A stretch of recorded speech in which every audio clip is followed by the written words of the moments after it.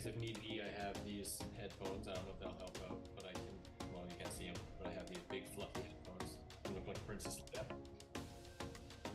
Yeah, sure, no problem. Let's see.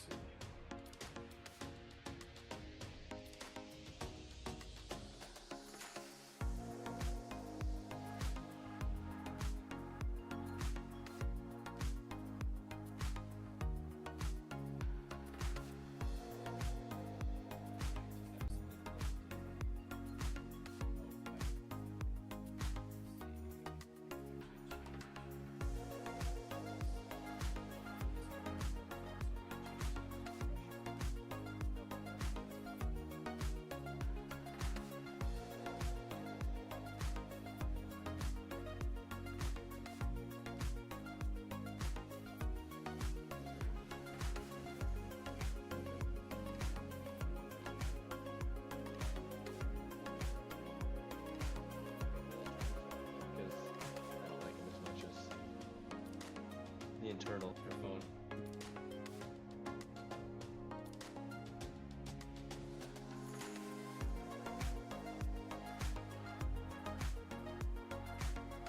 I can shout at you if you prefer.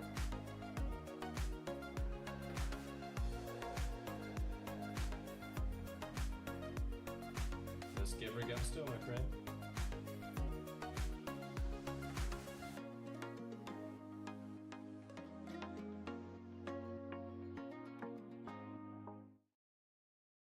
All right, guys, welcome back to another episode of the Raw Intuition Health Show. This is episode 3, and we're doing a special 2-episode weekend this weekend. So yesterday we did the reasons why to find your own path on this lifestyle. And today we've got the one and only living legend here, Chris Kendall from the Raw Advantage with the banana mustache. And yeah, today we're going to talk about our secrets to long-term success on this diet and lifestyle. I think that is always a topic that is important to help people understand some of these basic, fundamental things that we can all be aware of that will help us improve our chances of success long-term with this lifestyle. So I'm sure everybody knows Chris. How long have you been on this lifestyle, Chris? Is it 20 years now? It's coming close. I'm going to definitely be celebrating my 20th. I want to really thank you for being on here too. I didn't know it was big number 3, man. I'm super stoked. But Yeah. it'll be 20 years raw in spring of next year. Wow, that is impressive. And I've learned so much from Chris. So it's truly an honor to have Chris on the show, and being able to collaborate with him after learning so much from him over the years, and just him being a great example of how to do this lifestyle in a healthy and sustainable way. So thank you, Chris. I appreciate all the work that you put into sharing this information and just the example that you are. Back at you 110%, brother. Honored and humbled, definitely, by your words. And all you put out there is top notch. And sometimes makes me feel like a lazy man, I tell you. So you're smashing it. I'm learning a lot from you too. Oh, well, thank you so much. All right, and thank you everybody for joining again. It's always great to see everybody in the chat box. Annie, what's up? Carl, Sherry, it's great to see everybody. And make sure you bring your questions, because we've got another ebook giveaway at the end of the show during the Q&A section. Today, since I'll give you a little teaser, one of my points is going to be about leafy greens, of course. So I'm going to give away an ebook copy of 5-Star Salad Revolution to one of the audience members who asks a question tonight or today. So yeah, feel free to come up with any questions that you have about this topic especially. But any questions you've got, just throw them our way, and we'll try and get to as many as we can at the Q&A session. So absolutely. Compliments too. You can just keep them flowing. Yeah. we don't mind. Yes, more compliments than questions, please. That's always nice. So yes, let's get started here for the topic discussion. So yeah, secrets to long-term success on a raw diet. Chris, do you wanna start us off with your first topic point? Sure. I'm absolutely down, and I think it's a really, really big one, and an important one that can help people not only stick with their raw program, but also stick with veganism and a healthy lifestyle in general. And really what that is just growing in your reasons that you're making this choice. So I'd almost put it into two categories of veganism and raw food, and grow and expand your reasons for both of those things. Because when I first started with raw food, I really primarily went into it for athletics. And then I started to learn other reasons why I wanted to do it, the animal welfare, and of course, like just the worldwide impact on the environment. And, that ethics aspect really grew within me. And you can come up with many, many things on the list. I invite you to really challenge yourself, look out around you, talk to other people who are doing this, and just grow your list. Because, for example, if athletics is the only reason you're in it and you injure yourself and you can't do it anymore, you might be like, well, screw it. But if you have more reasons than just that, you're much more likely to stay with it. So um, we could probably go through a laundry list of reasons that we both do it to give them examples if you want. Like I said, for me, ethics and ecology and athletics. But what are some of the other reasons that you do this for? Oh gosh, yeah. I mean, it's almost endless. I mean, the animals, of course, but that wasn't the first thing that got me into doing this lifestyle. Really, in the beginning, it was just health. It was, Yeah. hair loss issues that I was dealing with. It was just, fatigue and really poor digestion. I was constipated. Um, but the hair loss is what got me into it initially. I did a juice fast, felt amazing, and started seeing so many benefits, especially in my mental health. And so that became a reason for me. Then I learned about the animals. Then I learned about, really how great it is for the environment, and, spiritual reasons. The list really goes on. I could keep going, but yeah. Absolutely. Absolutely. It's just such a blessing to be able to share such a potent message that gives so much for so little effort for ourselves, but like it ripples and spreads, and, being that shining lighthouse to guide other people towards a better choice for yourself, for the planet, for the animals, for connection. It's ridiculous. So the more reasons you can put into it, the more likely you're going to stick through it when it gets tough, or when you get challenged, you're in that social circumstance, or you can't find your ideal choice. Well, if you have reasons for it, you might be able to breathe through it and find another route. 100%. Yeah. Um, is any additional words on that, or do you want me to move to mine? Well, I just think, coming up with those two lists for both, because I Yeah. don't know what you, but I figure the same. Like, to me, veganism is the absolute backbone. And so, like, having a good list of reasons why you're a vegan, and having Yes. that as the first thing. And then the raw food to me is more of a personal thing. It's like veganism for everything, and raw food for health, and for myself, and, for congruency and what I believe. And Yep. you know so I think just having that kind of a mind so that you can really clarify for yourself the reasons why you're doing it, and not be super hard on yourself, but have clarity there. Yes. Yeah, completely. Um, it's almost, regardless of what you're trying to change in your life, if you're trying to change anything, yeah, I agree. Having a concrete understanding of why you're doing what you're doing, just reinforces the action that you're taking and makes you that much more committed. So yeah, I think that's a great idea to have both those lists to make sure that you're covering all your bases and you have a real well-rounded understanding of why, you're doing what you're doing.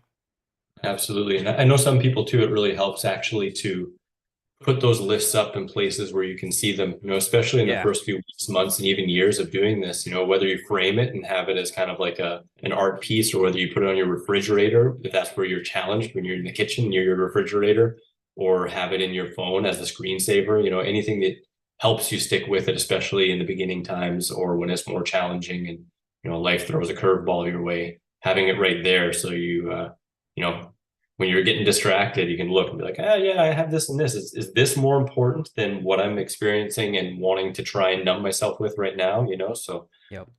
having it at your fingertips really can be helpful. Yes, that is a great point. And would you say, like, are you a fan of reading your reasons like right when you Yeah. wake up and right before bed?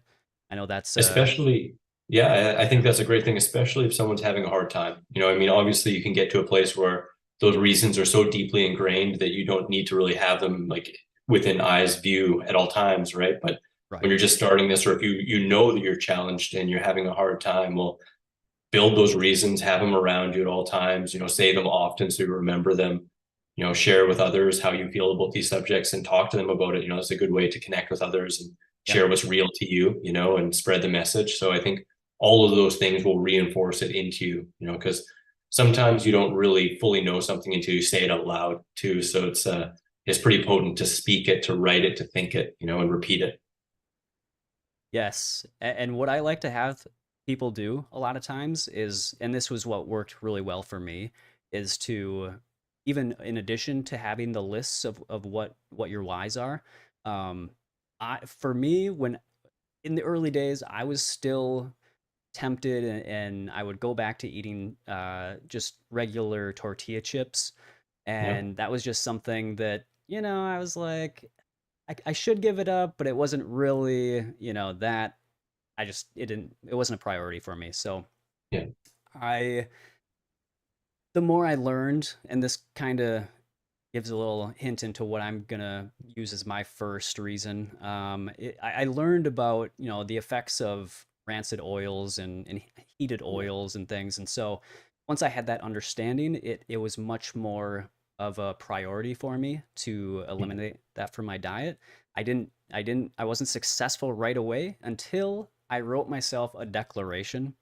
Oh, And nice. yeah, so I like to have people write dietary declarations. So Yeah.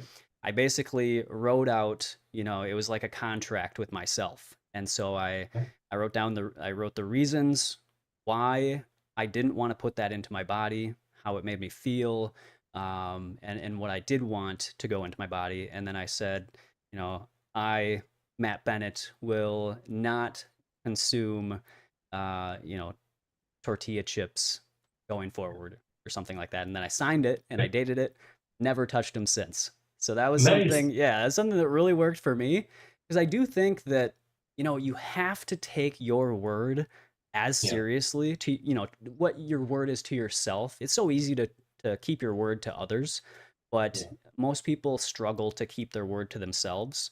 And so when you can get to that point where you take your word to yourself as seriously as you take it to others, as giving it to others, um, I think that's when people can take really big steps towards success. And Yeah. using a declaration, for me, some people it doesn't always work, but for Yeah. me, it was really, really useful and really effective. And so that is something that people out there could try as well. That's really cool, man. I've actually never heard that before. I like it.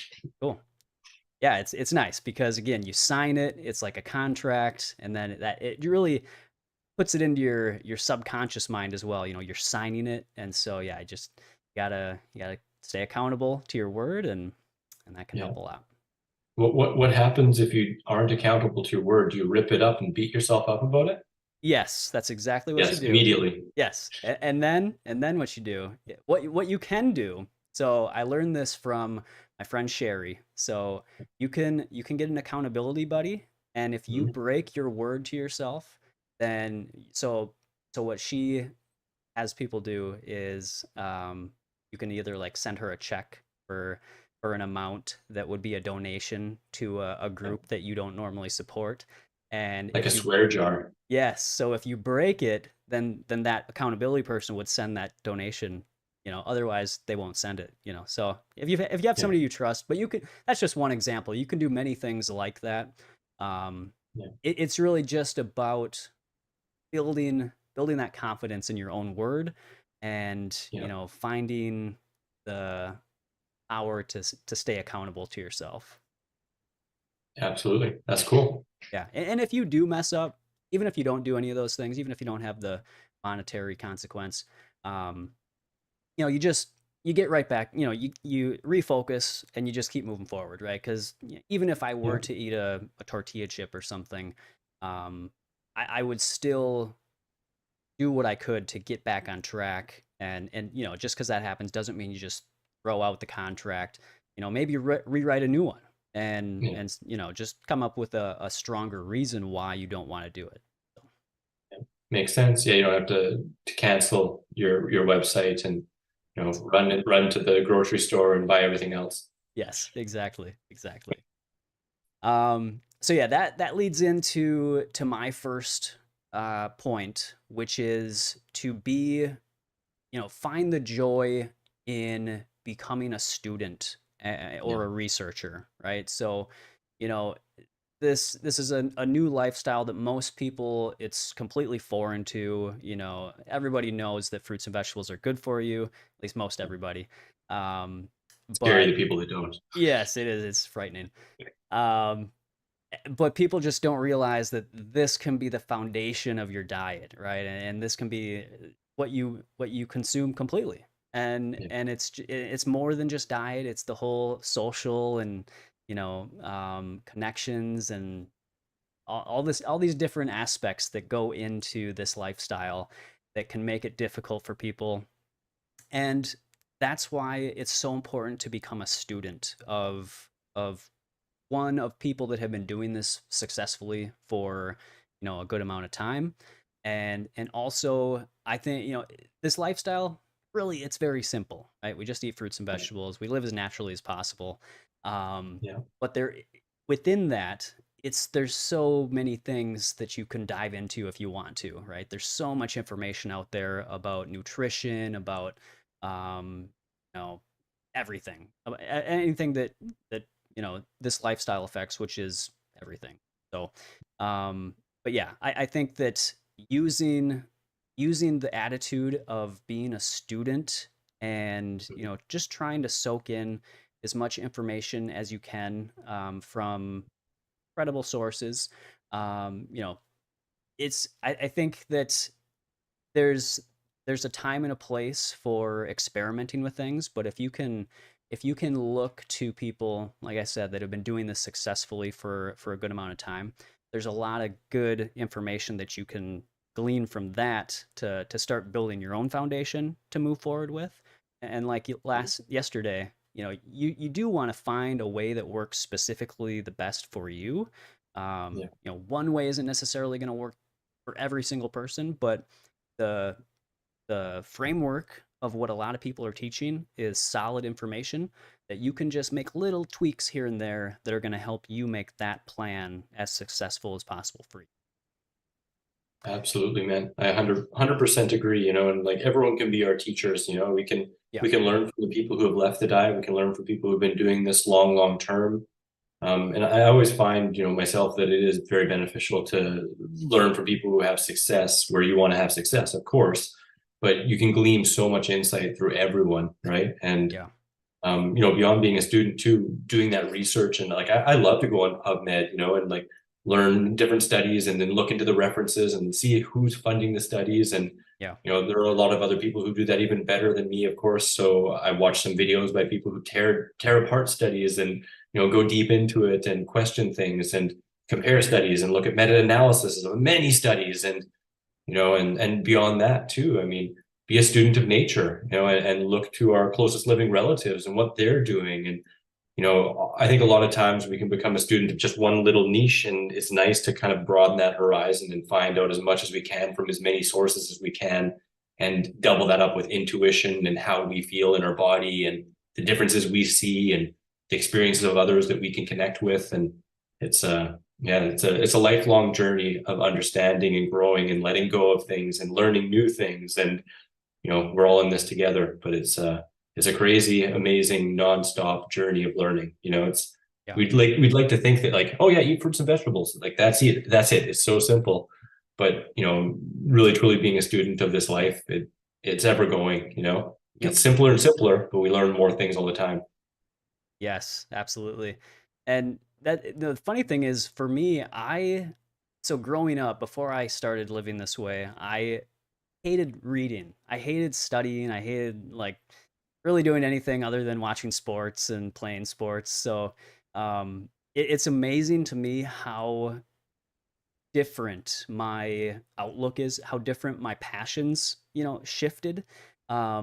And to where, yeah, I love PubMed, even more.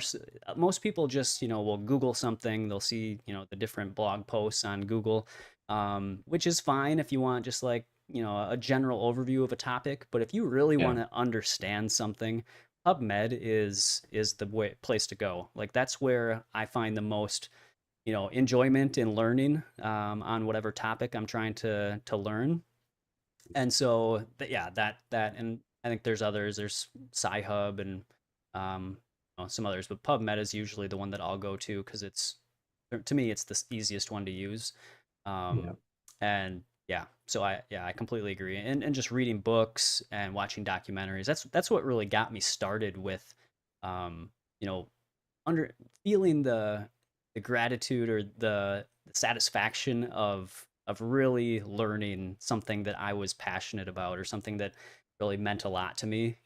In school, most people are learning things that really have no emotional connection to them, or there's no real passion with it. So once you find something that you really just feel to your core, it's so enjoyable to study and to research different aspects of it. So yeah, I think it's um, just another thing to expect when you get into this lifestyle. Absolutely. It's one of the healthiest obsessions you can possibly have. And a lot of the Yes. times it becomes an obsession before you can learn to let it go, and Yeah. that sometimes people think obsession always has a negative connotation, but when it's something that is incredibly good for you and incredibly good for the planet and has so many positives, it's I think it's a pretty normal thing when people get into this raw food lifestyle to get really, really intense into it, and digging into the books and digging into the information you can to really get to know it. Yeah. Like education is so dang key, and you got to take your part in it. Yep. Apologies, we got a snooter in the house. Ah, the snooters here. All Yeah. right. Show is complete. Yeah. Love it. Yeah, I usually I lock my snooters out of the room when I get because they're all over the place. But Yeah, I have one right now, but they do get a little bit all over the place. But it's funny, I get requests saying we want more snooters in the video. So maybe not snooter bumholes though. Sorry, snooter, you can't be yeah, there. right, right. This is a family show, snooter. Snooter, come on. Um, I can get her off here though. Oh, no, Snoot. no, no worries. Bad Snoot. No, I'm just joking. I'm just joking. Does your cats like corn? One of my cats loves vegetables, peas, Yeah. corn, avocado. That's a fruit, but you know, loves plants. I think. Yeah. She loves melons. Like she really likes Yeah. like honeydews and gaias and watermelons, and she'll eat like she actually loves peas, really Yeah. likes peas, legumes if they're sprouted. Um Sometimes some greens occasionally. Wow. Uh yeah, she likes almost everything. And the other cat, Leo, he's a little more picky. He'll have some stuff. He likes peas, but that's almost it from the plant stuff. Okay. One thing, just because you mentioned it, be a little wary of avocado. It's actually toxic for cats, Yes. especially the skin and the pit. But the avocado bit is a little bit too, apparently. Right. Right. Okay. Yeah, it's good to know. I remember you did mention that to me, so yeah, that. I gotta remember that. They're drawn to. Oh, she loves papayas too. If Oh, she's really? hungry, she's trying to bite my arm off. I think Oh, she'd eat wow. me if she was hungry. Well, that'd be a sweet snack. All those Yeah. bananas. All right. So yeah, let's what do you got for your second point? Number two. Well, this is a one that it took me a little while to learn, and partially because of where I was living at the time when I first got into raw food in Vancouver, BC. But my number two is buy in large quantities, bulk especially, and that's for multiple reasons. And I used to go to the store and get like a couple pieces of a dozen different fruits and get like a one head of a different couple different lettuces and stuff like that. And what I found is buying large quantities of at least a handful of fruits and at least a couple fruit veggies and greens and stuff like that, like large quantities of each. One, it makes sure you always have something on hand that's ripe and ready, because if you have like 5 to 10 servings, like full meals worth of any one fruit, you can eat that one fruit as a meal because there's always going to be something ready for you. Whereas if you just get like a couple pieces of this and that, you might end up at mealtime going, oh, I have one ripe banana and I have like 3 oranges and I got a box of grapes, and not really feeling quite as satiated as if you have enough of any one thing. Yeah. And I mean, that doesn't mean that you don't mix or don't create recipes and stuff, but having a lot of a bunch of things really helps you to make sure you have enough ripe at any given time to really make sure that you're not looking around at anything else and you're totally satisfied. The other benefit of that, of course, though, is that you can often get deals, and whether it's at a grocery store or if it's at a farmer's market, or if you try and call around and find actual wholesalers and stuff like that, you can generally save 15% on a case price. And I mean, I've got all grocery stores I go to, I ask them, like, can I get a better deal if I buy a whole bunch? Like, do you have boxes in the back? I talk to the produce manager and get to know them a little bit. And then I favor the stores that do give me that discount, and I shop from a variety of places, but generally speaking, I'll go to the ones that let me test and let me buy by the case, and they get to know you, and you end up getting better and better deals and better stuff, right? So I find that to be incredibly, incredibly helpful. And I tell you, there's nothing more satisfying too than just going in the kitchen and looking around going, well, what's to eat? And you look and like, well, this is ripe and that's ripe. Okay, well, I guess that's where I'm going. It's like the food starts to decide for you, so you don't even have to think about it.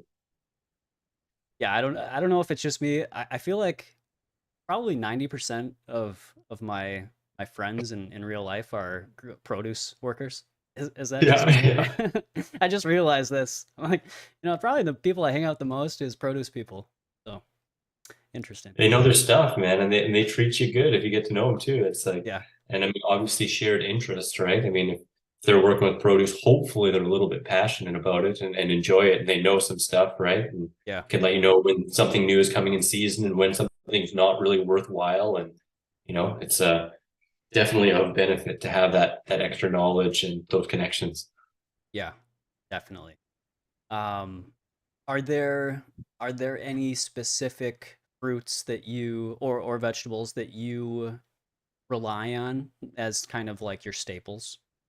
Yeah, for sure. I mean, seasonally they change, but for a kind of a maybe an easy representation, usually when I'm shopping, I try and get at least 1 or 2 juicy fruits, one sweet fruit, one non-sweet fruit, and then at least one green. And usually this is for a couple days, thing. At least that's in bulk.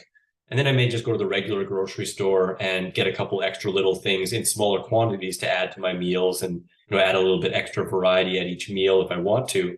But for the big bulk save stuff, that's what I do. So for example, right now I'm getting mangoes and grapes, and I've been getting nectarines as some of the juicy fruits. Hmm.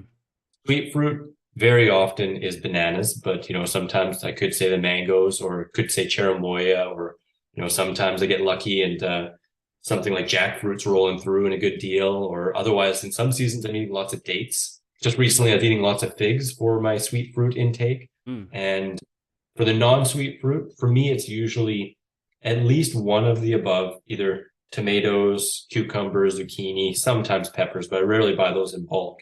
And so I usually at least have one of those. Sometimes I have 2 of those. And greens, I vary it based on what I'm really desiring and what's an amazing deal. And for me, that really, really works out and makes it a lot cheaper, a lot easier. And I get to know too, like once I've had my fill of a certain food, all of a sudden my taste changed. I'm like, well, I guess I'm done with that. Next time I want to get something different, So, Yeah. and one further thing that I'll mention with that I think is really helpful too, is to make sure that you buy some stuff that needs to ripen, but at least one of your fruits that you get, make sure that it's ready at any time. So, for example, that could be grapes, it could be oranges, it could be watermelon, it could be dates. There's a whole number of fruits that don't necessarily need to ripen once you get them at home. And then if nothing's ripe, well, that's your go-to. If too much gets ripe, well, freeze it, dehydrate it. Like I had 3 cases of bananas out here recently, all at once, because one I got for a pretty good deal. It was like 150 kroner, which is about $15 for 40 pounds of bananas. Nice. And then I went a couple days later to the market, and they pushed on me a case for 50, so $5 for 40 pounds. And then I was there 2 days later, and they literally gave me a case for free. They're just like, just take it. So my freezer's full. I was dehydrating a whole bunch. I've been eating, one or two smoothies a day, and yeah, you save a whole bunch of money, and it just makes it a no-brainer. Like, okay, I guess this is what I'm eating, Yeah. So, Yeah. you know, as long as the stuff you enjoy, it's usually pretty, not really much of a burden.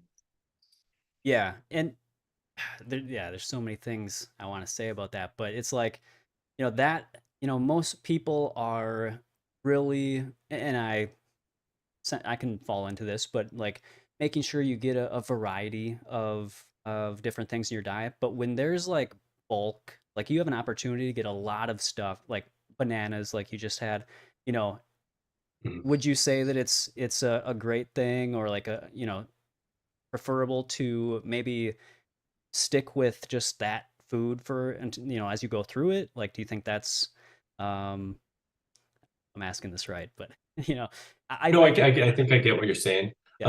I mean, I'm definitely big on variety, but for me, variety is more over the week, month, and the year, Yeah. and simplicity at the meal and simplicity over sometimes the day, week, and even month, And so, just like nature provides, if I was out in nature in the tropics, I might have a handful of fruits that are fruiting that I can access, and I may have a couple other kind of plants and greens and herbs and stuff that I might find, but I'm not likely to find the gamut in my location at all times of the year where I've got tons. And I think there's a lot of room for individuality and enjoying what we enjoy. And we're really blessed. We're in the garden now, so we can get as much variety as we want.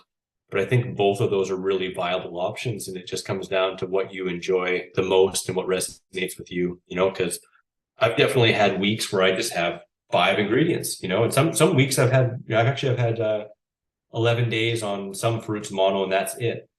But I definitely feel the best when I'm including greens with my fruits on at least, if not daily, every other day basis. And I don't recommend that for long term going without. I definitely recommend rotating it up. And the beautiful, beautiful thing I think is when you do eat simple, when you eat mono meals here and there, your body gives you incredibly clear signals when you've had enough and when it's time to rotate and find different things. So I may only buy 5 or 6 cases of fruit, per 10 days when I go shopping, but then I may also go to the grocery store or the farmer's market and buy up another 5 or 10 smaller things that complement my meals. And that I might have a special meal one night that is outside of what I bought in bulk. That just becomes kind of the staple items that I enjoy the most, savings on and simplicity and having quantity at all times. Yeah. Yeah, perfectly said. I completely agree. Um, yeah. Uh, any additional thoughts on that? Actually, I was gonna say I had one thing that popped in my mind as you were talking. Um, so what do you think about like the importance of eating locally, like from local farmers markets, or things like that? Because I've noticed, for me personally, so this whole summer, this is like the first time that I've used almost exclusively locally grown, um, from eaten from local organic farms. Yeah. Um, and I can totally feel a difference in just how I feel. I don't know if it's mental or not, but I think it's a lot to do with the freshness and the quality of the produce. So, um, do you have any thoughts on that? Like, how important do you make that in your diet, and what do you think for the general person? I think there's a couple different angles to look at that from. If we're looking from an ecological standpoint, we're looking at a health standpoint. It is really amazing. I've done a lot of research on that, and local isn't always better ecologically. It depends upon the product and the zone you're living in, and their growing processes and stuff. Like here in Sweden, it's actually worse for the environment. Creates more water use and pesticide use to get, say, asparagus that's local from here than to get it from Spain. Which is Mm, pretty crazy. Shipped wow. across there. But I think that in general, if it's available and you can get the variety and the types of foods that you genuinely enjoy within your species specific diet, if that's a preference for you, then I think it's amazing. Like when I'm in Costa Rica, for example, I get all local and almost all organic. And I can definitely say too that I feel like I need to eat a little bit less and I just feel a little bit more buoyant. When I'm in the winter in Canada, if I was eating just locally, I wouldn't be staying on a raw food diet unless I Yeah. basically just preserved carrots and did carrot juice and apples and some hardier things, beets and stuff like that, which you can do, or seeds. You could do some seeds and stuff and go a little higher fat. But in that situation, I feel a heck of a lot better getting, my species specific diet, tropical fruits, and, the green vegetables are grown in greenhouses and stuff like that. Fresher, the better. But I often just venture towards those that appeal to me the most. And it is really wild because a lot of times, even people on, say, standard American diets, they question a fruit-based diet if you're living somewhere where things need to be shipped. Mhm. But I like to look at it one in terms of the environmental impact. There are no better foods that you can pick than fruits and vegetables. They have the lowest greenhouse gas emissions. Generally speaking, depending on where they're grown, they're going to have less water needs because a lot of them are getting rainfall and they're grown in tropical areas. Um, so to me, that's kind of a moot point. But at the same time, I definitely agree that there is something awesome to be getting stuff as fresh from the tree as possible. If you can grow your own and pick it off the tree, if you can learn to do sprouts or grow in your backyard your own tomatoes and greens, that's absolutely amazing. Um, but at the same time, sometimes it can become an obsession as well, where we won't get stuff this far away and we'll reduce our variety or get foods that aren't necessarily as nutritious for us in terms of ease of digestion and our physiology and anatomy. So to me, it's a little bit of this, a little bit of that. But I strive to get local, organic if I can. And if I get conventional that's shipped from another place within my hemisphere, that's generally kind of where I like to stay, is within my hemisphere. Then I rejoice and feel like, man, I'm in the Garden of Eden. I'm so blessed and this is amazing and makes me feel great as well. So I just need to eat a little bit more of it sometimes. Sure. Yeah, great points. And that's the exact mindset I think it's another, it could be made another point of what makes what I've noticed people be successful long term is having that flexibility, that open-mindedness about, not being so rigid about exactly what you have to eat at all times. Um, Yeah. yeah, so yeah, I'm totally on the same page with that. Um, all right, so where are we? I think you're at number two. You're number two. Okay, perfect.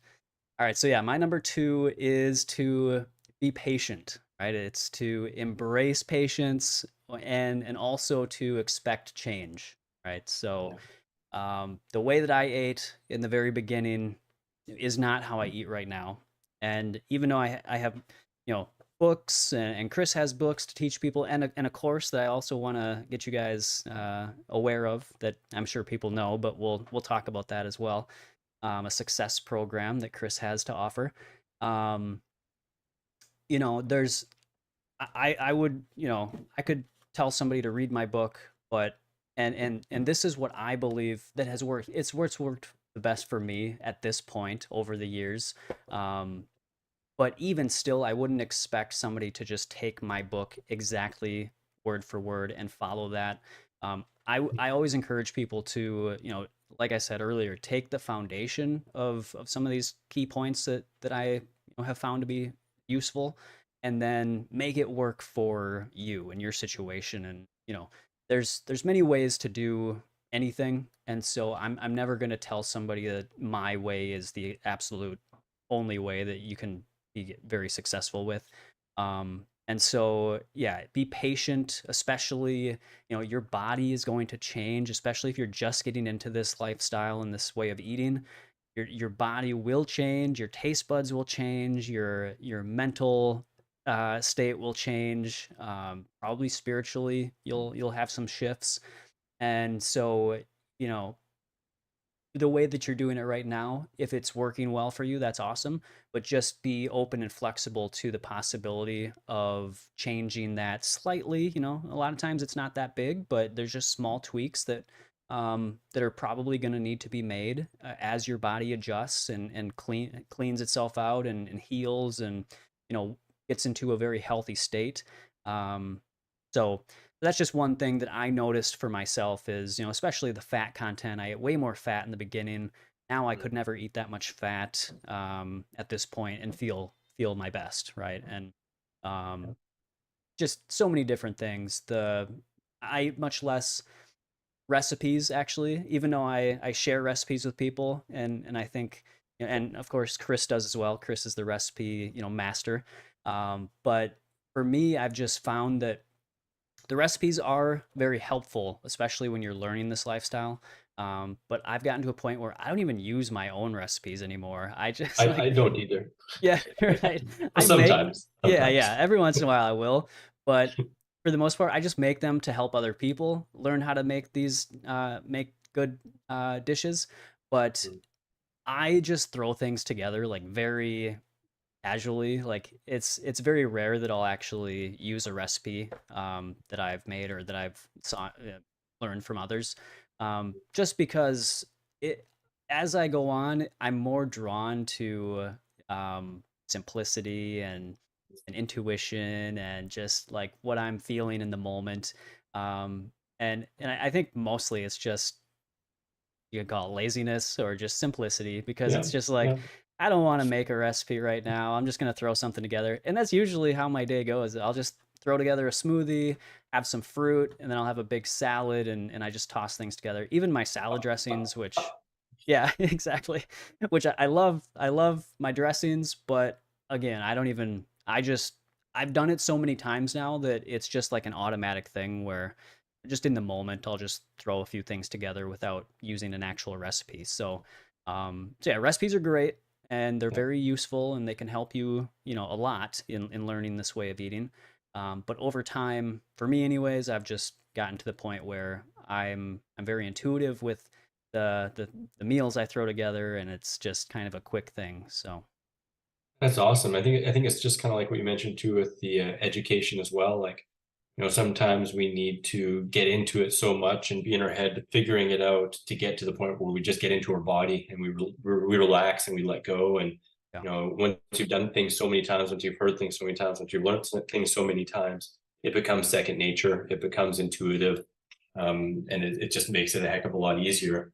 But then sometimes you want to play with the recipe or you want to do this or that, and I love what you're saying about patience too, because I think it branches into so many aspects of this lifestyle. Like I often call the raw food lifestyle a vortex of positive change because it asks you to change in every branch of your life, and while it's positive change, that doesn't mean that it doesn't come without hardship and without trial and without challenge and having a huge, huge amount of patience, in that, whether it's social stresses and social circumstances. Well, be patient with it. You're probably going to have to hit your head on the door a whole bunch of times and have friends worried about you and question you, or maybe even lose some. That's sad to see, but um, if you're patient with it, if you're open and you're open to connect and be vulnerable with your friends, then you don't need to lose any friends. You can make deeper connections and relationships, and with yourself and challenges with getting into this diet and falling off the wagon or stuff like that. Being incredibly patient with yourself and accepting and knowing this is a freaking huge, huge change, and it's never worth beating yourself up or guilting yourself over, and just loving yourself and being patient with yourself and knowing that each bite you take is a benefit, and you can't undo all the things you do. Just keep marching forward and making those choices and let go of those things that make it harder on you. And patience only pays off in spades with that. yeah, totally. Um, yeah, I mean that's one of the things that I feel like is maybe it's a common thing that I kind of noticed with people that fall off the lifestyle is that they expect um, you know the everything to become right in their life because they start eating Yeah. this way like right away. And it can take time for if it's a healing thing that your goals are, if your goal is to heal something, healing takes time. And Yeah. if it's the social pressure that you're feeling, it might feel like insurmountable right now, but over time you'll learn how to approach those situations so much better. People will start to be less like shocked by your lifestyle over time. Like Yeah. Chris said, if you have open positive relationships with people, yeah, it shouldn't cause you to lose some of those relationships. But it does happen, and it's you can't steer your life according to the way somebody else wants you to be. So, Yeah. you have to stay true to what you feel within you. And if the people around you are, truly there for you, they'll support you. And even if they may give you a hard time here and there, I think it's also important to not take everything so seriously. Don't take yourself so seriously. Yeah. You can be, jokingly about it. I know there are some issues like some people like to make bacon jokes and that, which, yeah, it's Yep. It's a little. yeah, but it's you also it's just part of the culture that people have been brought up in, and they probably aren't doing it to truly hurt you, but It's are more saying their crap, 99% of the yes, time, it's just, them reflecting themselves out, right? So it's like, yeah, it's a opportunity for patience and empathy and love and coming back to your reasons why you're doing this and knowing that you being grounded in your reasons and making that choice for you and allowing others around you to be themselves and just to be, patient and happy and in gratitude for the opportunity you have to live like this, it's going to impact them more than you can know, right? So it's like patience with yourself, patience with others, and just focusing on yourself and what you're doing for yourself, planet, animals, every other reason there can be in the book. yeah. Yeah, that is so true because I have friends that in the beginning we actually kind of stopped communicating because they were like really against this, this lifestyle, and but it wasn't like it was a non-dramatic breakup. It was just like we just kind of naturally just stopped hanging out as much. But then over the years, they started coming back and asking questions about, eating more fruits and vegetables, and they became more curious. So again, yeah, it's so true what you said. It's just you have to have patience with others because we are shining a light on many things that make people uncomfortable by, Yeah. living this way. And so you have to expect just a little bit of pushback and cognitive dissonance going on. So, if you're patient with people, a lot of times those relationships can become stronger even. And yeah, you just gotta be patient. Absolutely. We're shining that opportunity, right? We hope people take it on. Yes, Absolutely. for sure. You wanna knock out your number three? Yes. Well, number three, we kind of touched on this just a little bit, but I'll go a little bit more in depth into it, because we talked about a lot of good things and, buying in large quantities, all that kind of good stuff. But and we also talked about simplicity, and I'm very similar to you, how I ate in the beginning. It's pretty similar to how I do, but not all the time. And I've had years where I've been a lot more kind of complex and spent more time in the kitchen exploring and developing and all that kind of stuff.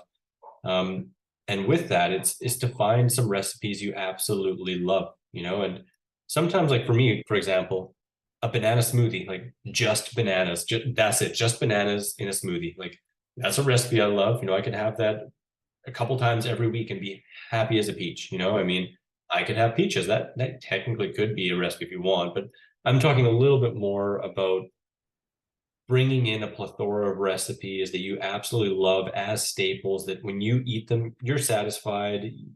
You feel like you don't need anything else, and I usually recommend, I used to just say like 5 recipes, but where I've come to now is I think it can be really, really useful to have like 5 staple fruit-based recipes. And those can, like I said, it could be a 1 ingredient smoothie, or it could be a 2 or 3 or 4 ingredient smoothie. It doesn't have to be complex. It can be really simple.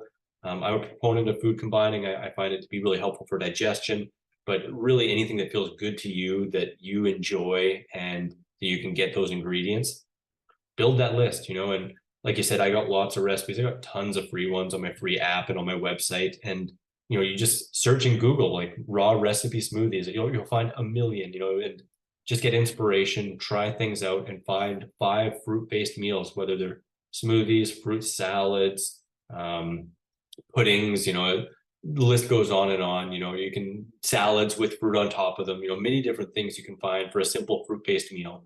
So I usually, again, recommend like five kind of fruit-based meals to get staples on, and then find five more savory recipes that can be your go-tos for dinner, and whether that's a five-star salad or whether that's a noodle dish or whether that's a stew, just something that you can throw together pretty easily that really hits the spot, that really leaves you feeling totally satiated for your savory kick.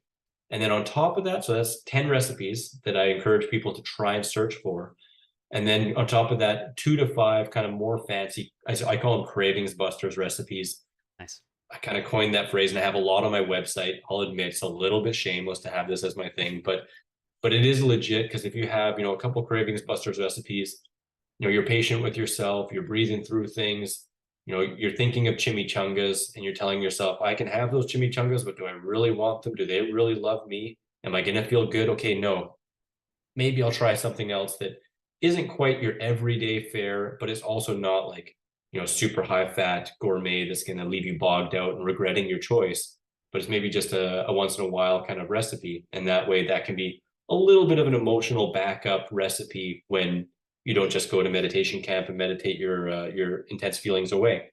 So that being kind of my kind of thing. It's learning, getting, experimenting, knowing that when you find those five recipes of each of them, enjoy them as much as you enjoy them. And if one of them starts to get boring, well, explore, find a new recipe. I find that I've had some recipes that I've made like 3 to 5 times a week, for years. And then all of a sudden I was like, I've had enough of that. I'm switching it over to this one. I found a new one. I'm like, this is it. I just want this forever. But eventually it turns over. And that's when it also becomes like super intuitive and really easy. When you've explored a bunch of recipes to find your five, your database of recipes and your familiarity with ingredients and what goes together, you become your own chef and things get easier and easier and easier. And then you may just find that your five recipes just have simple variations of different kind of themes that you've played with from other people's recipes. And it becomes your own creative process and can make it a lot more easy and a lot more fun. Yes, absolutely. I'm the same way where I'll make a similar recipe like for months, and then all of a Yeah. sudden I'm like, I'm gonna change it up. But yeah, I was just thinking like, I wonder. I mean, it's so much like cats, right? I don't know if I don't know if your cats are like this, but I feel like my cats will do the exact same thing every day, and then one like randomly they'll do something a little different the next day, and then they'll do that forever, or Yeah. for another long period of time. So it's just funny to watch them. Chain. They have like the same routine, and then all of a sudden it'll change to something else that then they'll start doing that for like forever. Kids too, man. Yeah, absolutely. I Yeah, think it's kids. pretty natural, right? Yeah. And I think it's just really beautiful too, because when you're playing around, you're enjoying a different variety of recipes. One, you're getting a lot of different variety. You're trying different flavors and different plants and stuff like that. But when you hit a recipe that just really feels like it connects with you in that moment, and like it feels like it's just pushing all the buttons, there's something to that. Like Yeah. I found the longer I'm on this lifestyle, the more I gravitate towards the foods that my body just resonates with and the recipes that my body just resonates with. And when I've got enough of that, I'm not feeling it anymore. And that's when you start looking and playing. And the beautiful, beautiful thing is Mother Nature, she comes with gifts every single season, different gifts multiple times every single season. So even if you really get stuck on one recipe you love, you're probably going to have to change it up at least a little bit. And sometimes it might be just changing a herb, or it might be changing one or two of the veggies in there, or it might be changing the sweetness in it. It could be mangoes, it could be nectarines, it could be, any number of things. I throw grapes in some stews and stuff like that, and it's a lot of fun and it adds that variety and it helps you grow in such a way where you're even more in tune with your body and nature and the seasons, which I think all of those are pluses. Yeah. Yeah, and it goes back to what you said. You wanna study nature, there's so many clues for us within, nature that we can observe that, can show us probably some good habits or good principles to have in our own life, using the change of the seasons to, switch up, what's available, or, what you're consuming. And I was just thinking about this the other day. How now this is a little off topic, but as far as transitioning into this lifestyle, some people like to do it really quick, some people like to go slow. I kind of was noticing how it's still pretty hot here in Minnesota, but as the seasons change, it's a gradual change into the next season. So it's not like 100 degrees today and then 40 degrees tomorrow, right? It gradually over weeks, the temperature will gradually go down. Sometimes goes up, sometimes goes a little down. And so, I think that is an indication, for me anyways, that it shows the importance of gradually, you know, transitioning into a new habit or lifestyle.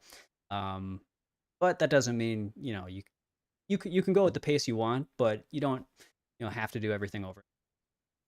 Absolutely. No, I agree. And it's kind of funny while you're saying that, I was just thinking too of even like, fruit trees. Like if you're around them and you pay attention to them, it's not always like all at once. It's like Yeah, if you get kind of ripe here and there and your microbiome, your whole body is getting attuned to it and getting used to it. And as it becomes deeper into the season, then it just starts raining when your body's already kind of accustomed to it, and yeah, it's a pretty beautiful thing. yeah, yeah. It is. Yeah, a lot of clues out there for us. Um, Even from our kitty cats. yes, exactly. They're all around us. Yeah, and so anything else that you want to touch on for that before I get my number three in there? Well, I would just say, whether or not you feel natural in the kitchen, just play with it, have fun. Like if there are people that have recipes that you're drawn to. I mean, there's loads of people on the internet, and both of us, and you know, explore different recipes. Look at the ones that jump out to you, and then just try them. And if you're not feeling natural in the kitchen, well, in the beginning, yeah, like measure it perfectly and get accustomed to the amounts and the different flavors, and that way you'll only grow in your ability to do that yourself as time goes on. And be flexible, be patient, at the same time, right? So if you have one ingredient missing, well, take note of that and try and substitute it for something that tastes kind of similar, has a similar kind of flavor profile, and give it a go. And if you don't have something that's similar, well, still try it out, right? And give it a go. And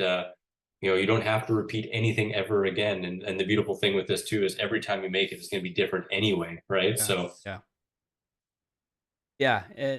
And that's the great thing about raw food, in my opinion. It's like it's very hard to really mess up a recipe.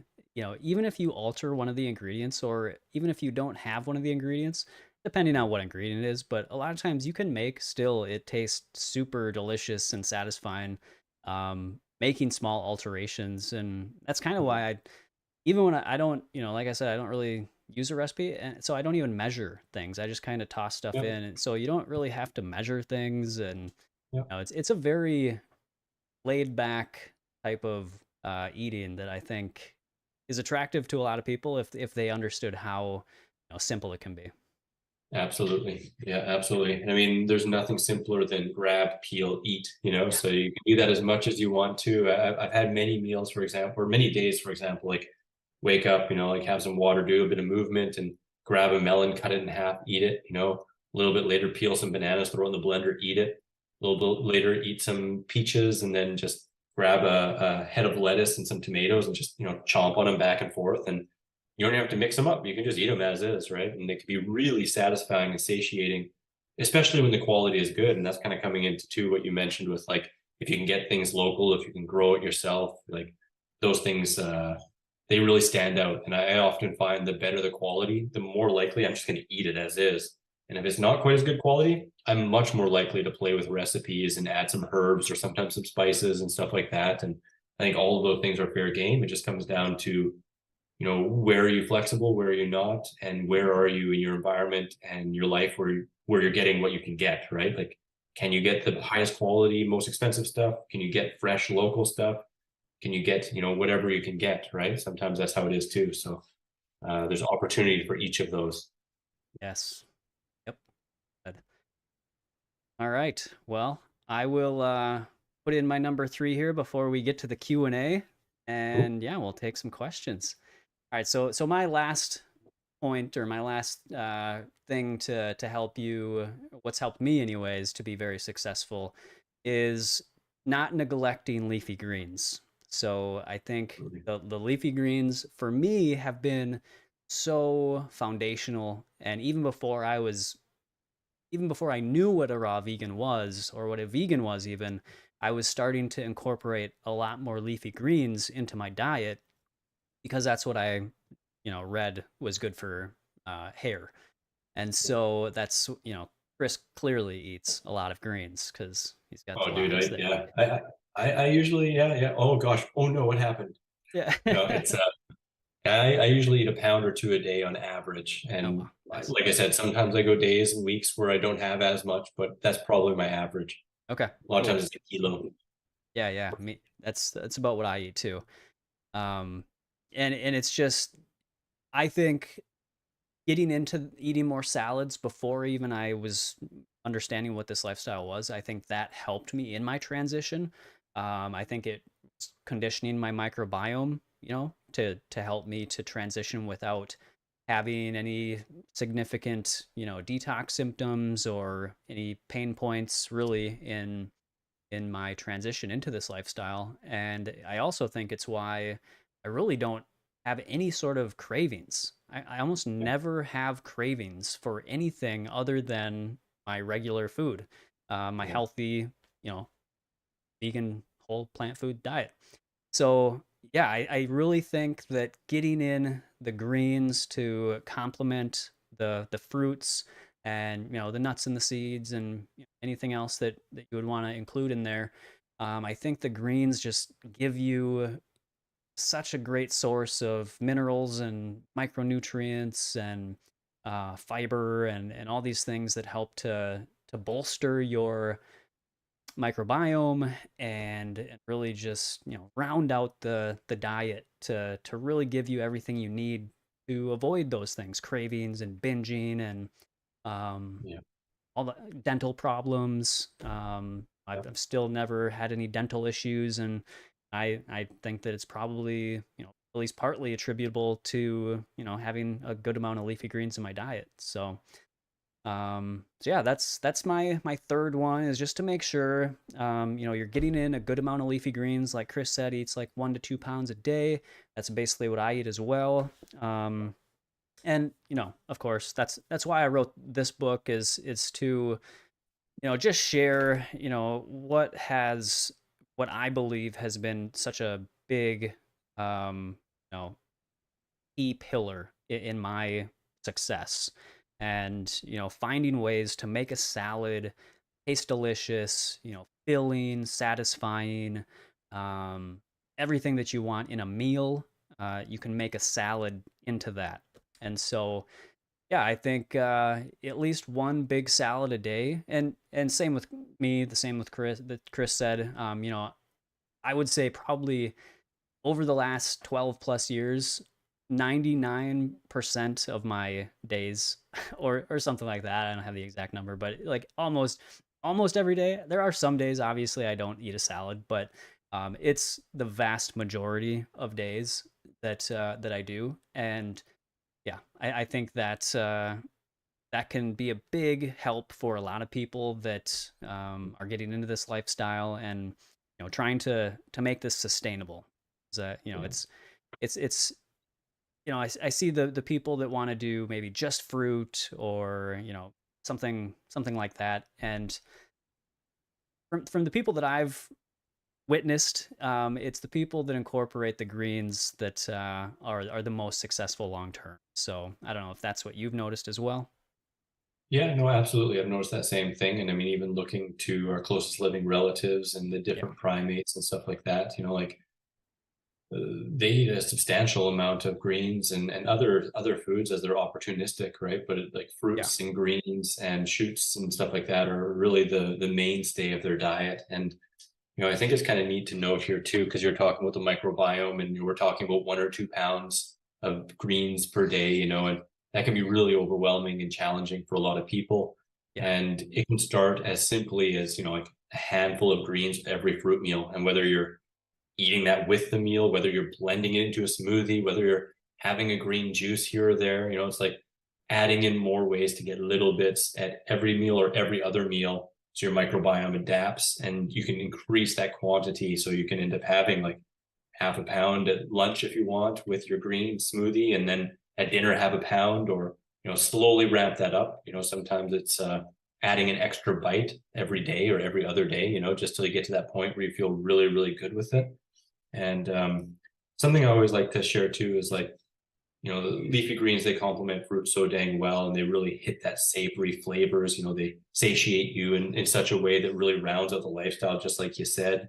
And fruit veggies like the cucumbers and zucchinis and tomatoes, while they're not as nutrient dense as greens, they do kind of add towards that same kind of mineral nutrient profile. So they're great additions. And there's some days where I favor more tomatoes and zucchinis, and say have like a tomato pasta, or something like that, and have a little less greens. Maybe I throw a handful of arugula in the sauce, right, and mix it all up, right? But um, greens, fruit, veggies, and sometimes even heartier veggies. They're similar to, like incorporating more of those things that resonate with you, slowly adding more so that you don't just all of a sudden give yourself a body bomb off of a head of cauliflower, or 2 pounds of greens when you just started this lifestyle. Slowly incorporate more, try different ones out, and enjoy it all. And you'll begin to thrive when you're really basing your meals and your day and your lifestyle on the foods, the recipes that you just love and eat and feel amazing after having, and that just comes with time and experimentation and patience, and going with the seasons and all the good stuff that we talked about. Absolutely. Yeah, and like you just mentioned, the microbiome. I know a lot of people don't care for the taste of greens right away, and like Chris said, getting them into smoothies or just having a bite here and there, just increasing slowly over time, that changes the way that they taste to you. So the more ways that you can sneak them in, the easier it's going to be to start eating more volume of it, because it's going to start to taste really good and you're going to start to basically crave it in a healthy way, the healthiest craving you can have.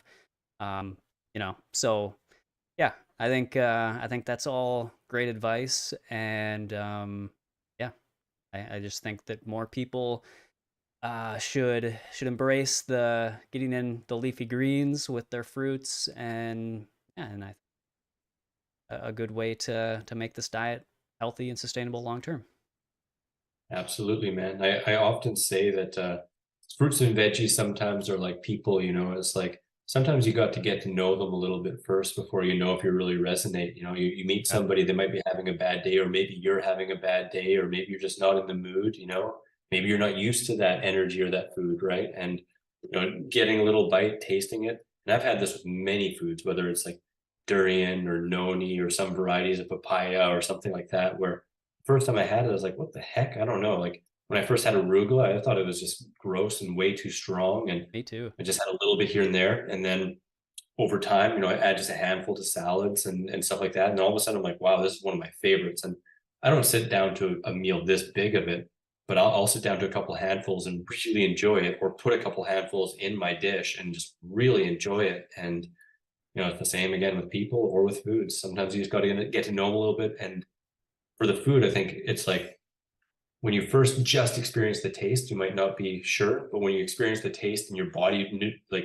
is nourished by it and experiences the vibration of it, and just the nutrient kind of symphony that's going on there, sometimes that lights up different things in your body and your brain. And all of a sudden, you're like, you taste it, and your body's like, yes, this is bomb. Like, have more of this, right? So it's even patience there in trying different foods, and I'd suggest even trying things that you didn't think you liked, try them, try them again. And every season or every other season, if you just look at it and it kind of jumps out, give it a try again, because it can be the variety, it can be how it was grown. Like some arugula being that example again, can be crazy strong and bitter. And sometimes it's just a little nutty and has a little bit of a sharpness to it, but otherwise it's just a salty, delicious green, right? So patience, and try things again, and broaden your horizons, and it can be really, really fun to explore different tastes and flavors over the weeks, months, and years. Yes. Yeah, I mean, that if I would have gone with my first impression of durian, Yeah, I wouldn't be eating durian right now. But yeah, durian, I did not like it. It actually made me nauseous the first time I had it, Yeah. and I didn't think I was gonna enjoy it. I didn't think I was gonna have that as part of the foods that I would eat.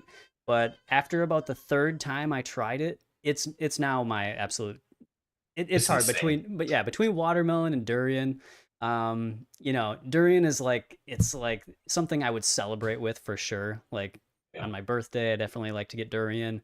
Um, and just any other time, really, as much as I can get it, I'll get it. But yeah, Yeah. it's one of those things where I did not like it at all, and like I said, it made me Yeah. kind of nauseous the first time. But now it's I could eat so much durian, and I just love it. So I don't know if was did you like durian the first time you had it?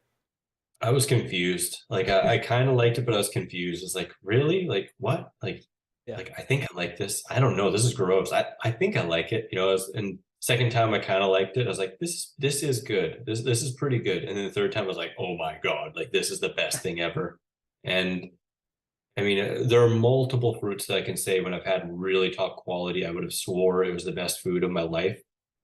But I've probably said that about durian almost more than anything else, and like really felt it. Where like you just want to like do a slow dance because it's just like, oh my God, like Yes. this is deep love. This isn't just like an excited party. This is like, oh, durian. It's pretty magic. Yes. Totally. Durian does something to me that no other fruit really does. So no other King of fruit, food. man. Yes, King of fruit. it is. All right. Well, this was a really great discussion.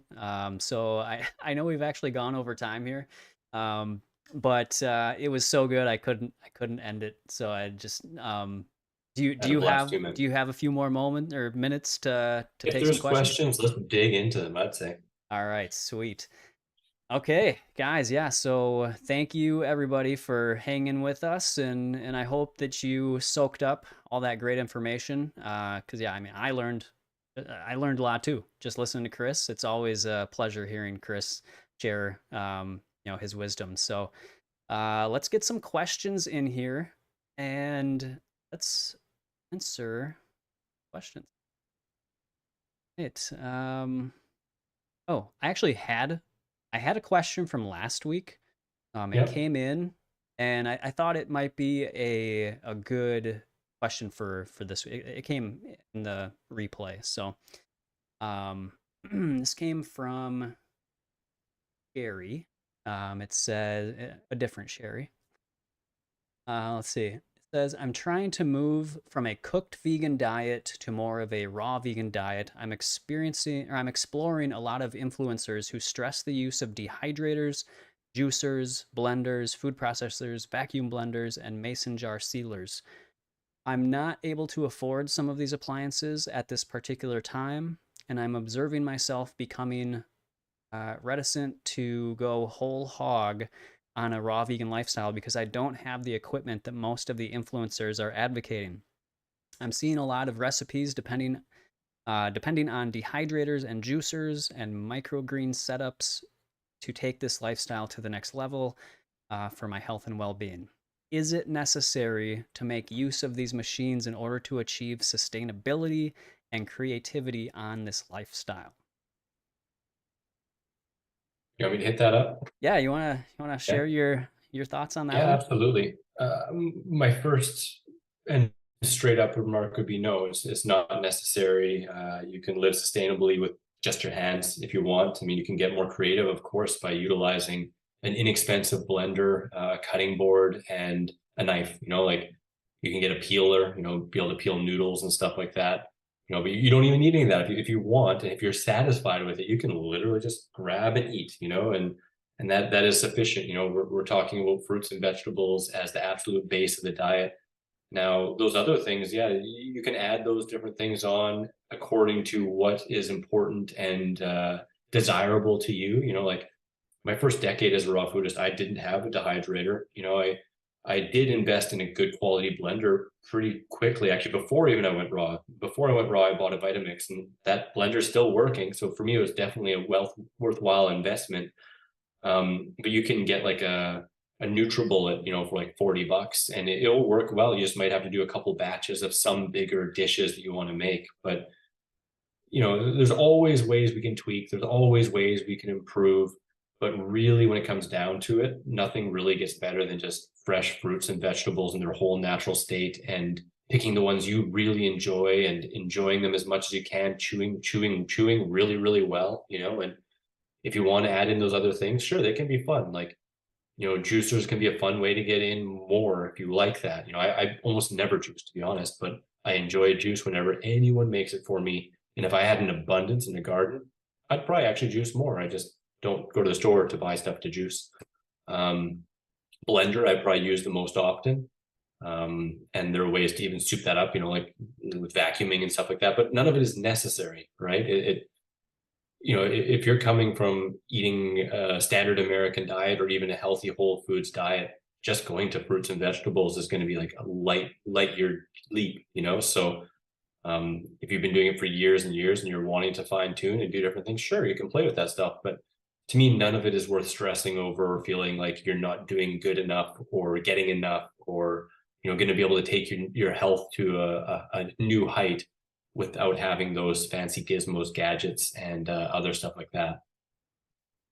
I mean, Yeah. one last thing I'll say, and I know you probably talked about this a little bit too, is like, some really cheap stuff that you can do to add diversity and different flavors and stuff like that. Like you can do simple sprouting in a jar with a lid, like that can be like $15, or even just like a pantyhose, like a non-synthetic like cotton pantyhose or something like that. Yeah. Like an old shirt if you want to clean it. You can make a nut milk bag out of and just start sprouting some mung beans or some lentils if you want really inexpensive different veggies and stuff. And you can even grab your grass from the backyard if you know it doesn't have pesticides and stuff on it, and chew and spit it out, or put it in a blender and juice it if you want. But some people I know, they don't juice with a juicer. They just sometimes chew stuff and spit out the pulp. And I'm big on fiber, so I don't really do that myself. But occasionally when I'm walking around and there's grass, I will sometimes actually do that and just chew it up and spit out the pulp and get a little shot of grass juice. But yeah, that's my thoughts on it. What do you think, Matt?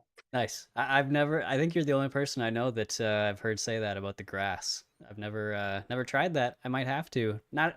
I live in an association though, so they take care of the lawn care and they spray crap on it. So, Yeah, you want to um, ask or find out if it's your own grass in your backyard. And yeah, but any grass is juiceable. It's not edible, but it's juiceable, so you can just chew it and spit it out. But you'd nice. want to make sure that animals haven't peed on it and there's no pesticides or any funky stuff on it.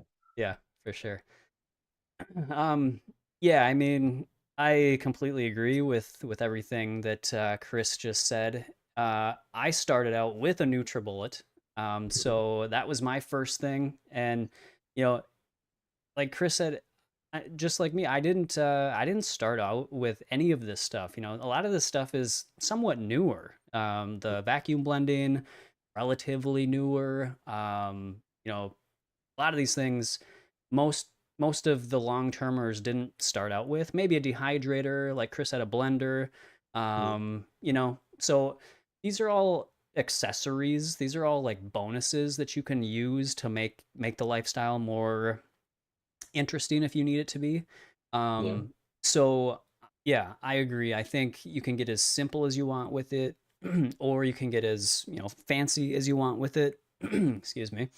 And so yeah, I've done both. I've lived I've practiced this lifestyle very simply and somewhat more gourmetish and more fancy with more recipes and things that required a dehydrator, that required yeah, mostly the dehydrator. Maybe some like spiralizer tools, but again, that's those are actually pretty inexpensive, the yeah, spiralizer and things like that.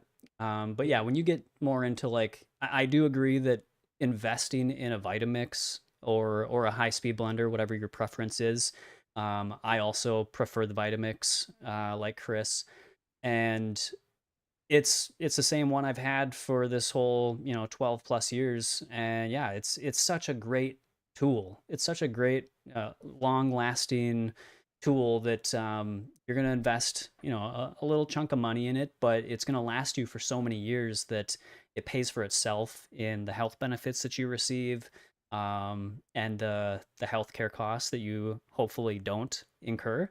yeah, So whatever you can use that is practical for you and it helps you on your journey, on your in this lifestyle, to make it easy and fun and enjoyable. I think it is worth the investment, but you don't have to get all of those things. No. Vacuum blending. Well, I love vacuum blending. I think it's a step up, obviously, from just regular blending. But there's ways like Chris has shown ways how to, you can kind of, Jerry rig it. yeah, you can just rig it up yourself, and you Yeah. can make a vacuum blender out of your Vitamix. Yeah. Um, and there's other attachments that you can purchase that are, uh, that work with the Vitamix. So Yeah. yeah, so I would say that it's definitely not required. I think that Yeah. that's pretty obvious. And it just comes down to what is going to be practical for each person and what is going to help them to make this easier to do. So yeah, Absolutely. I think it's Achievable as simple as steps, that. right? It's like Yeah, it's just make yes. the achievable steps, and the steps that seem like stress or are out of your financial reach. Don't Yep. worry about them. Just do the things you can do. Focus on fruits and vegetables. Find the ways to eat them that you really enjoy. And if you get drawn to something that makes you think it'll make it easier for you to enjoy more of the things you love, play with it. Like out of all the stuff we talked about, the dehydrator, for example, it's almost more like food entertainment. It's not necessarily like Yeah. a vast benefit, in terms of nutritional kind of opportunity there, unless perhaps maybe say you dehydrate a whole bunch of something to, condense it and put it into a sauce. But even still, it's still kind of just like food entertainment and all the other stuff. While there can be certain benefits here and there, when we're talking about just simplicity, like getting the fruits and veg you love and introducing more of them and eating them in the ways you enjoy them, like you can't really do much better than that anyway. So Yeah,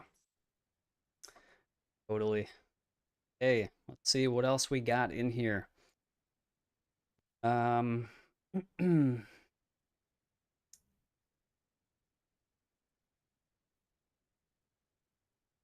let's see.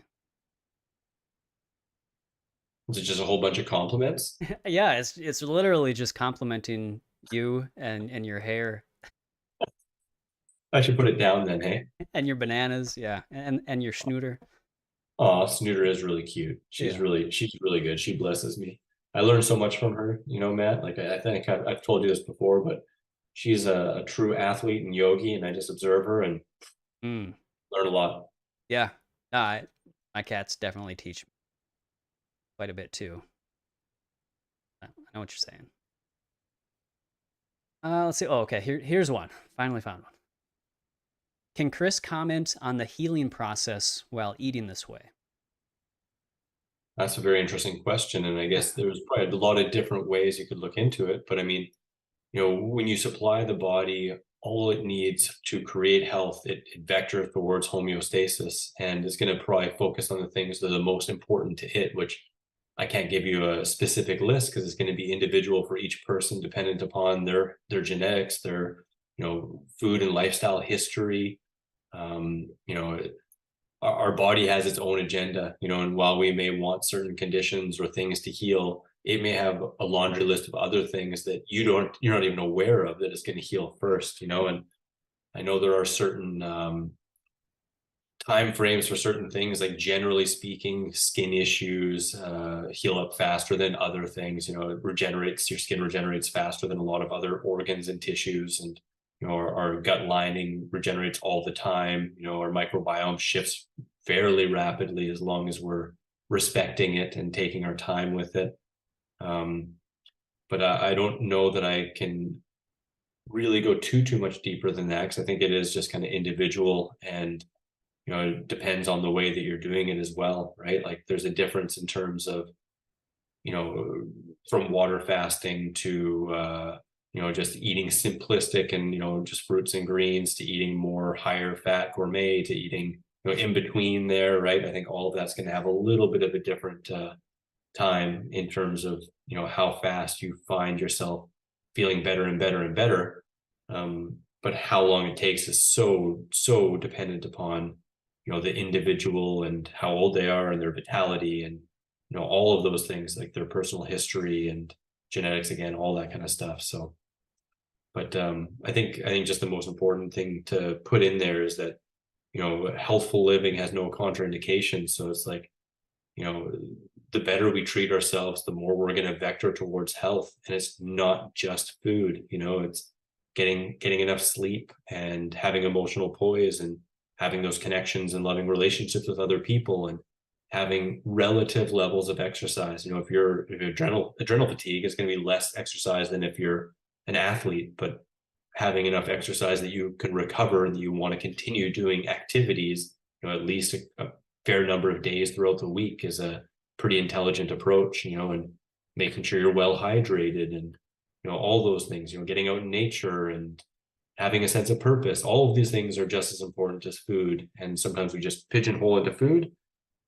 Once we get into the land of fruits and vegetables and enjoying more of them to the point where we digest it well and we're enjoying our lifestyle, we're not really finding cravings outside of it, we're able to maintain our weight. Sometimes it's time to really focus on those other weaker links that might be holding us back a lot more than the little teeny tweak or the next special gizmo or gadget with raw food. It's focus on that sleep, focus on those stresses, focus on that exercise, focus on those relationships, focus on your purpose.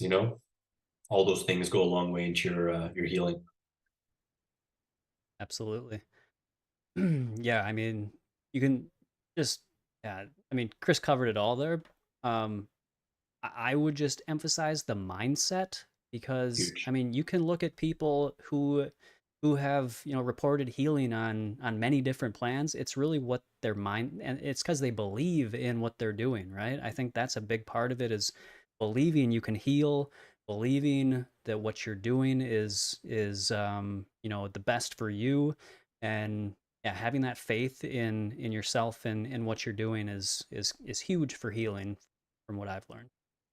Absolutely. And that goes right back to the patient and also being a student and researcher, and learning from people that have seen it all and can be supportive and give you information that can help you gain more confidence and competence in what you're doing. Because, I saw a rocket leap in my health and how I felt in my body when I came to a place where I was just like, I knew this is what was feeling best and what was the best choice for me.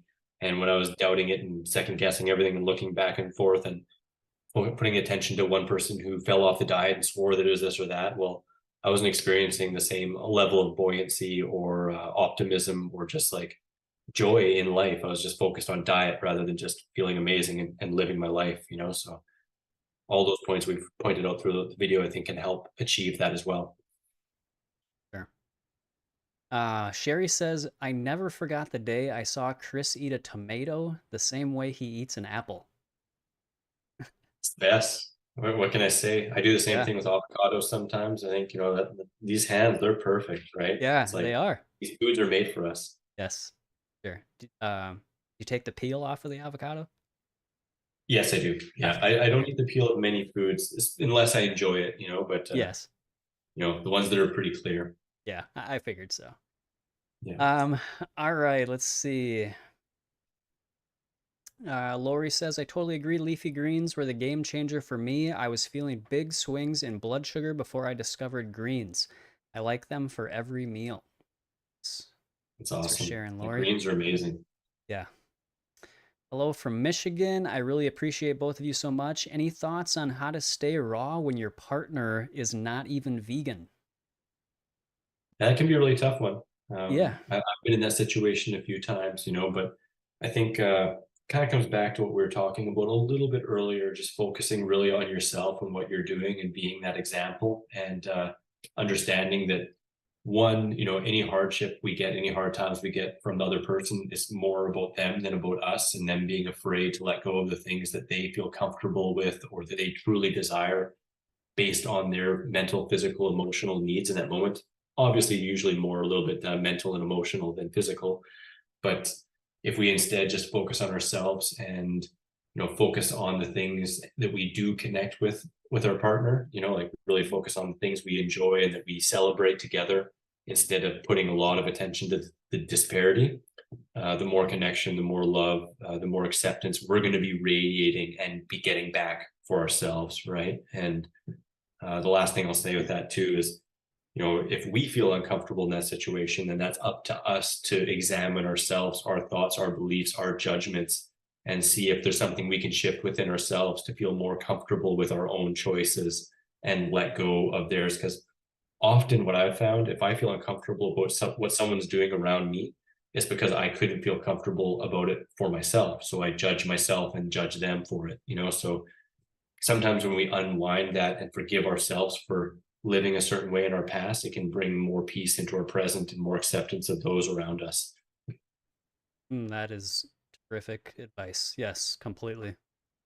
um, let's see. What are our thoughts about microgreens as compared to regular greens? Enjoy what you enjoy. That's my thought. Yeah. It's hard to go wrong with getting in more microgreens. It's hard to go wrong with getting in more greens. Being young plants, there's going to be certain nutrients that they're more dense per calorie.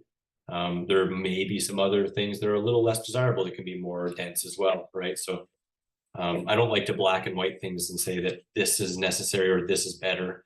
To me, it comes down to genuinely which you enjoy. And if you enjoy the process of growing them, that's amazing. If you like, if I do sprouts and I'm thinking about getting into microgreens, but I've also had periods in my life where I just want to go to the farmer's market, or I just want to go to the market and buy stuff and have it. I'm pretty busy.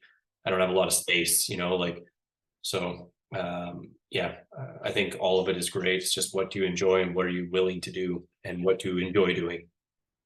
What do you Yes. think? Yeah, completely. I mean, I've gone long periods where, well, microgreens, I've dabbled with it. I've never stuck with it long term just because sometimes I'll, get a moldy batch or something and that discourages me. But with sprouts, I'm more into sprouts just because they're so much easier in my opinion, and I can, they'll be ready in just a couple days. Yeah, So that's usually, and again, that's even in itself just like Chris said, a personal preference, because I'll go long periods of time where I will sprout, but there's long periods of time where I don't sprout. So either way works. yeah, Like Chris said, it's what's practical for you. It's what you enjoy doing. And if it adds a significant benefit to you, then yeah, I think it's great to include. But don't feel like you absolutely have to. And again, understand that you can do it sometimes, and you can take a break from it for a while and come back to it later. So yeah, having that flexibility, having that open-mindedness to doing it different ways and seeing what feels the best to you, I think is a great way to go. absolutely, absolutely. All season with reason, right? Yes. I'm the same as you, man. I've had years and even over a decade with no sprouts basically at all. And then I've had periods of months and years too where I included more or less. And Yeah. microgreens, when I'm at a buffet and they have them, I pile them on. If someone's growing, I wouldn't shy away from them. And I want to experiment with them. But I mean, like you said earlier, just getting in more greens and then focus on the ones you really enjoy and feel free to experiment and try different things and make those choices based on what really resonates with you and fits your lifestyle. Not just nutrient profile. Right. Um, Lori says, hearing from other raw vegans that don't live in the tropics is so refreshing. It can be done. For sure. It's beautiful, man. And people are often amazed by this, but like I actually prefer living in a city in a temperate or subtropical climate rather than live in the tropics, for Really? multiple reasons. Like one, I prefer a temperate temperature. Like I actually like seasonality and I like 15 to 23. I don't like to be in plus 30 all the time. I just feel like a wet noodle and Yeah. the head doesn't feel quite as sharp and clear. And I don't feel like I want to be as active. I just want to lay around and do siestas all the time. And Wow. hey, I ain't knocking it. If people want to do that, that's great. But for me, I feel this kind of a temperate climate is beautiful. And often when you're in the tropics, it's like you get tropical fruits, but anything outside of that is usually really poor quality and quite expensive and not even that often found. Hmm. Whereas I don't know about you, man, but like when I'm in Canada, when I'm in different parts of the States, when I'm out here in Sweden, when I've been across Europe, you can find the gamut. We really are in in the Garden of Eden again, and you can get so Yep. much variety. And maybe the quality isn't quite as good for some of the tropical fruits, but it's Right. still dang good. It's still amazing. So yeah, I don't find any difference in terms of the feasibility of a raw food diet in any climate I've ever been in. And I've worked outside minus 45, 14-hour days. It's a you just got to be prepared, eat enough calories, get enough variety, and again, be focusing on the whole lifestyle, not just raw food diet. Yeah. Yeah, and that's why I love having Chris on, and people that have lived, Chris has spent a lot of times in the tropics, a lot of time in the tropics. I personally haven't, so I don't have that experience to speak from. But I've been to Florida, a few times, and I will say that, um, you know, I found the quality of a lot of the produce that I consume better here in Minnesota than I Yeah, did when I was in Florida, so yeah, it can definitely work wherever you are. It's just about knowing where to find what you're, going to eat and being able to just, um, find it. You just got to find where it's at and then set up your diet accordingly. You don't have to um, compose your diet mostly of tropical fruit, like locally grown tropical fruits to be successful on this lifestyle. So, yeah, it's all available to us, especially if you're living in an area that has multiple grocery stores, and things like that. So yeah, don't be discouraged if you're not getting locally grown tropical fruits. For sure. absolutely. All right, let's see here. I've been raw for 3 months, and no one in my life is even vegan, so I'm thinking about being raw till 4. It's a totally personal decision, and um, myself, I've really always been drawn to doing what absolutely feels the best for me and not worrying about what other people are thinking or doing around me. Because if I truly believe in it, I want to be that lighthouse to shine it on other people. And I know if I'm shining bright, there's going to be more people that hear that call and, grow a community. And, there are various ways of growing community. You can, toot the horn and hold hope fruit lucks or potlucks, and you can go travel to events and fruit festivals and retreats and all that stuff and meet like-minded people. But to me, this is one of those things, kind of going back to where are we focusing on? It's like there are always way more similarities between ourselves and others than there are differences. And if we focus on the similarities and embrace the differences, then it doesn't matter. I mean, who cares what people are eating on their plate? I can still eat with anyone at any place. I've been to steakhouses and had the best salads in my life and had amazing conversations because I was comfortable in living my own lifestyle. And I'm saying all of this, not saying that, not coming from a place that there's anything wrong with switching to raw till 4 if that's genuinely what you're called to and that's part of your experience. Because I think having time for transition and having that contrast and genuinely experiencing the differences, how you feel, can actually make your motivation even stronger and build reasons for why you're doing this. But it can really be done anywhere. It can really be done whether you're with other people or not. My first 3 years as a raw vegan, I met Dr. Graham and two other speakers. The first day I went vegan, they were raw vegan. And then a week later, I met one other raw vegan who had been to that same event that I went to. And then for 3 years, I didn't meet another raw vegan in person. And that's not to toot horn or anything like that. It's just, my motivation and my reasons for doing it were so strong that I didn't care what anyone else was doing around me. I was still connected with my skateboard crew, other vegans, and otherwise just focusing on the things I loved and connected with other people on, and that kept me afloat. And the fruit party's growing, I tell you. The fruit party's growing. More and more and more people all over the world, Facebook communities, and all over the place, right? So do what you need to do. Enjoy every single step of it, and I'd also encourage to really dig deep with your reasons and find what's the most important to you and march to your own drum and enjoy every single bite and moment of it. Yes, yeah, couldn't have said that better. The power is in personal experience. So I agree. I think having that contrast is very valuable. If you want to Huge. go into that lifestyle, you can see the difference in how you feel on each way, and then you can move forward accordingly. So Yeah.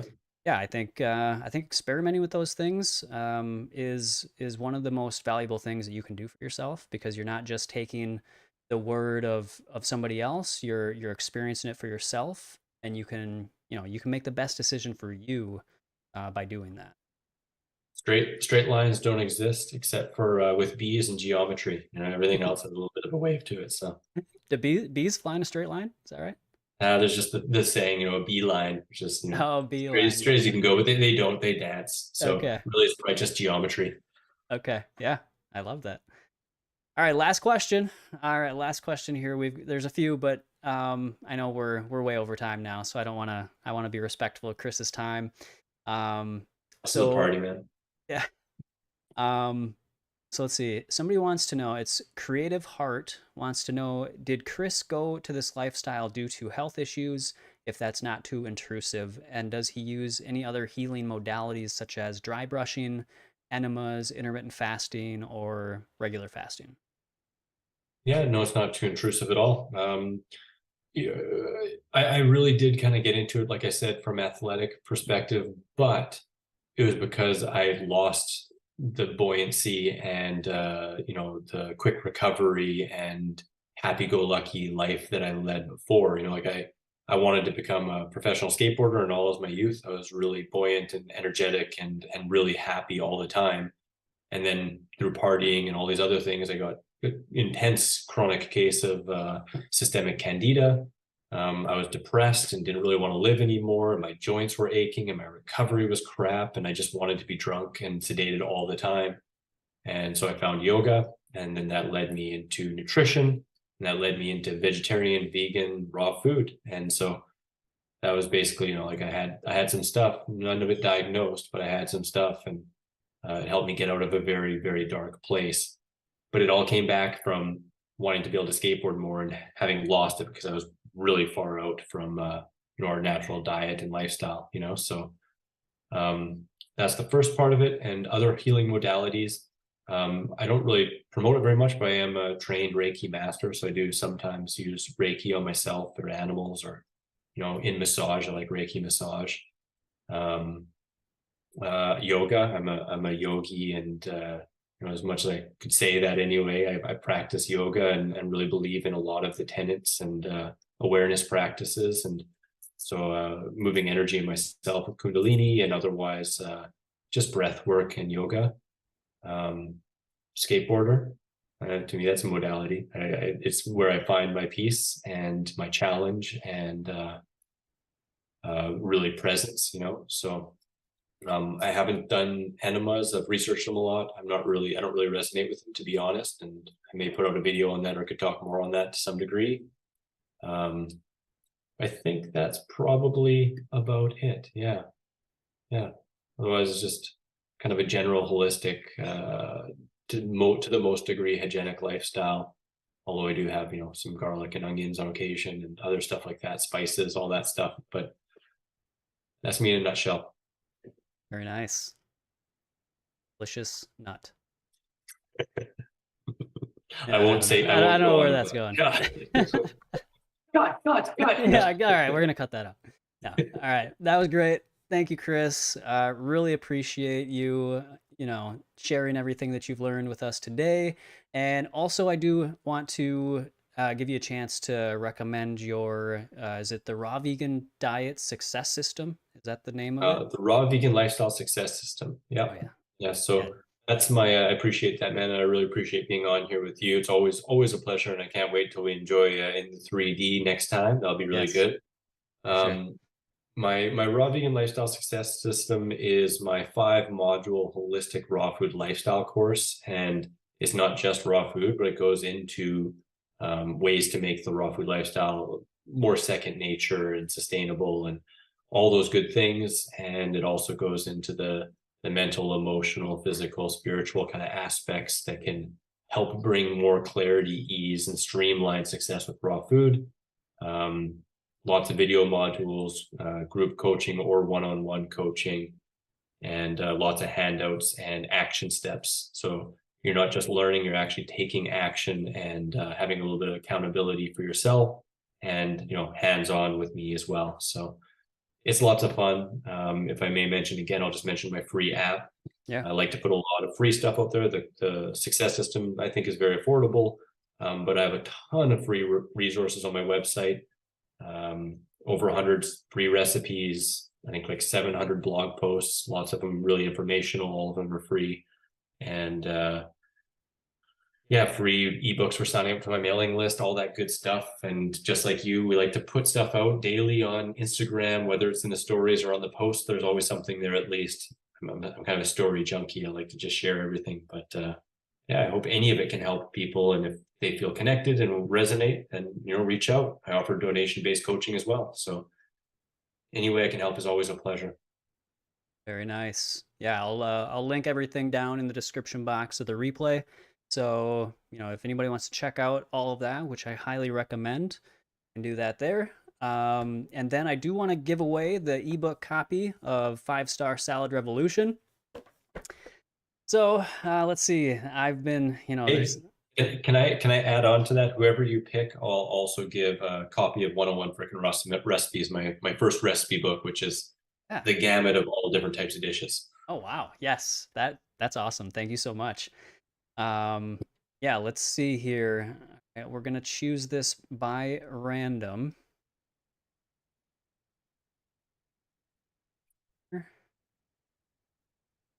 And all right, I've got it's the last question that came. Creative Heart.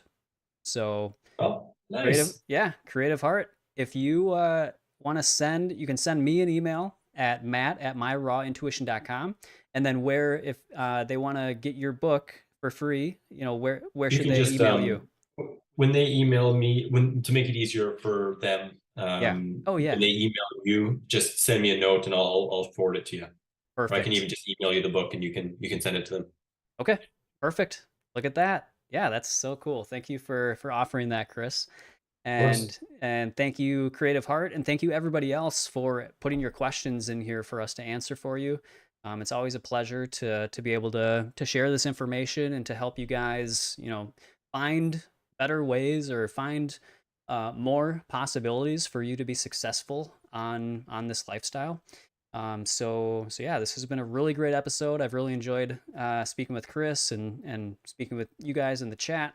So yeah, that is all we have for today, guys. I can't wait to have Chris back for another episode eventually. And cool. That would be awesome. Yeah. So I guess we'll call it a show now. So thank you everybody for watching and sticking with us for this extended episode. I hope it was well worth it for you. I know it was for me. And yeah, we'll catch you in the next one. Always follow your raw intuition. See you guys.